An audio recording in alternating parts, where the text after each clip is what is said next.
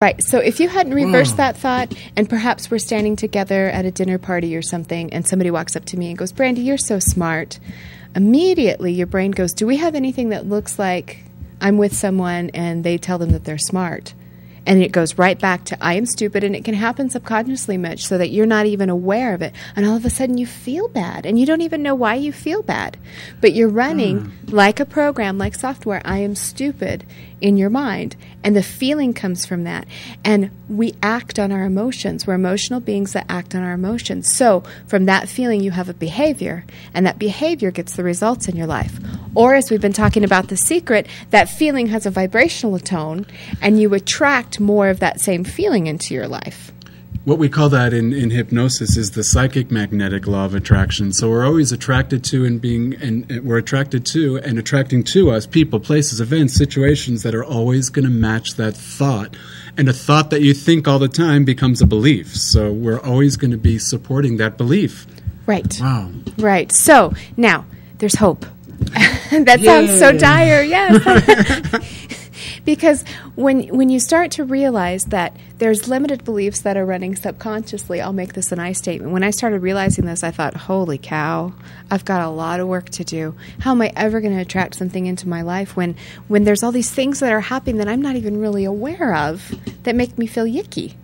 So you have a great saying that when you're feeling yucky or not feeling as joyous as you'd like to be, what do you tell yourself? Well, I always ask, what can I think right now? What thought can I think right now that feels better than this? And it's amazing how fast it shows up, you know.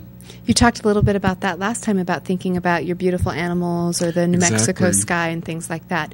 So in the moment when that is happening and you're not feeling good about something, you can always use that tool. And then there's many, many other tools through a lot of different modalities. We know hypnotherapy and NLP ourselves, but there's a lot of modalities for uncovering those limited beliefs and then changing them at the source so that you can have more of what you want.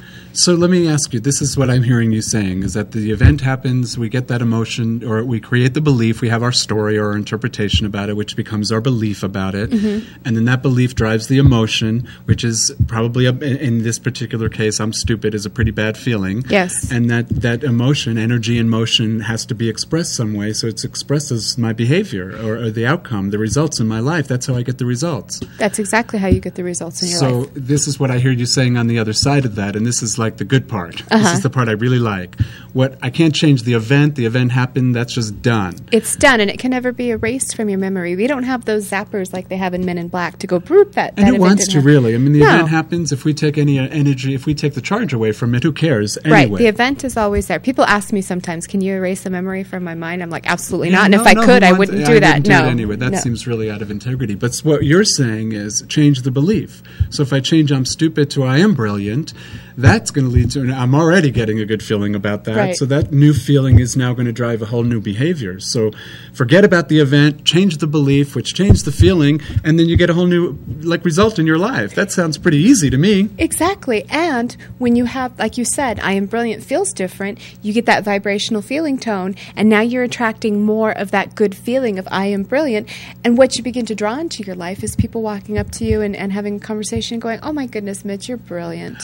I'm already seeing evidence of it. I know you are, because that's the truth about you. That's the truth about me. I am brilliant. That is exactly how it works. That's really great. So now I could say, now I love my subconscious mind.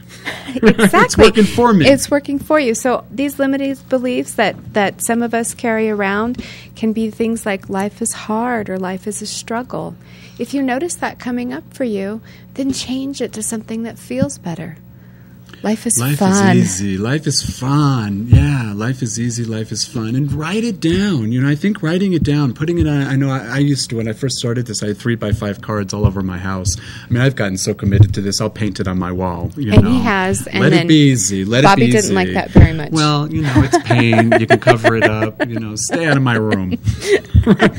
But really, I mean, really step into it and experience and put it all over the place. If you're having 60,000 thoughts a day, if you just make 1,000 of those every day about something that you're wanting to move towards, I make up, you're going to get it pretty fast. I know Abraham always says, if you think about it all the time, you get it really fast. So, well, one of the things I want to add to that, Mitch, is that sometimes when I tell people, well, if you're saying life is hard, then change it to life is easy, and they go, well, that's a lie. That's way too out there. So here's an easy little solution to that. Put a more and more in front of that. More and more now. That's right. Life is easy. So now that's a subtle shift. That you don't have to go from maybe a thought you've had for a really long time that life is hard to say life is easy. You might get that little chatterbox going, oh, you liar. No, it isn't. Rebuttal. Yeah. But that's not true. Right, but if you add a little more and more now, life is easy, then that has a whole different feel to it. More and more now, every day, I am lovable. You are lovable, That's sir. Right. So tell us about some more of those limited beliefs. Yeah, some of them just blow my mind, like no pain, no gain.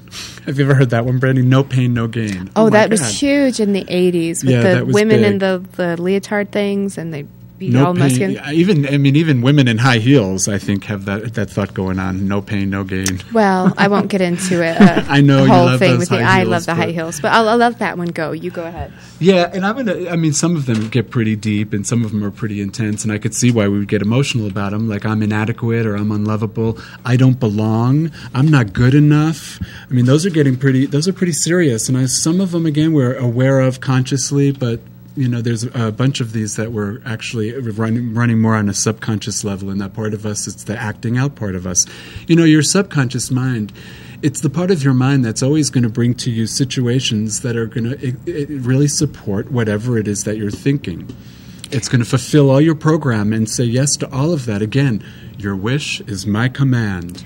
I have clients that come in, and just in the interview, I'll hear 3 or 4 times a limiting belief. I had one man come in, and he was saying, well, I don't have this in my life, and I don't have this, and I don't have this relationship, and I don't have this job. It was pretty much blanket, like things were not going well at all. And over he said, and I don't think I deserve that, and I don't think I deserve this, and I don't think I deserve that. And at one point, I just said, that you've told me basically that you're not worthy or you're not deserving of things in life like 4 or 5 times since you've been here. And he was shocked. He had never thought about that.